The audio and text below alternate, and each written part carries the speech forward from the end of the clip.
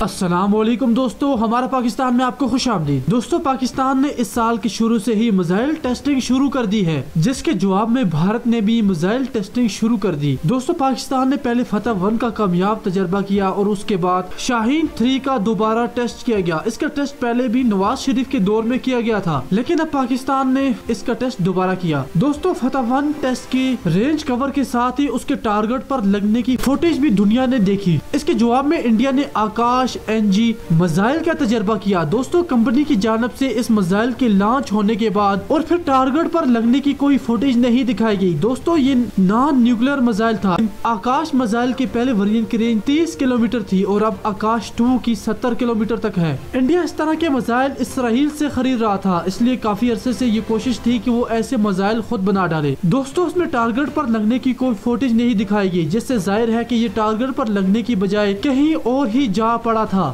بین الاقوامی ماہرین کے مطابق آکاش 2 آبادی کی طرف چل پڑا تھا، پھر اسے فضا میں ہی تباہ کرنا پڑا۔ اس کے لیے اسرائیلی ایئر ڈیفنس سسٹم کے میزائل سے اسے فضا میں تباہ کیا گیا اور یہ ظاہر کیا گیا کہ یہ ٹیسٹ تو کامیاب ہو گیا ہے۔ دوستو، یہ فتح 1 کے مقابلے میں انڈیا نے بنایا ہے میزائل اور یہ ناکام ہو گیا ہے۔ انڈیا اس کے کامیابی کا کوئی ثبوت دنیا کے سامنے پیش نہیں کر سکا۔ دوستو، ویڈیو کو لائک کریں اور شیئر کریں، اپنی رائے کا اظہار بھی کریں۔ اللہ حافظ۔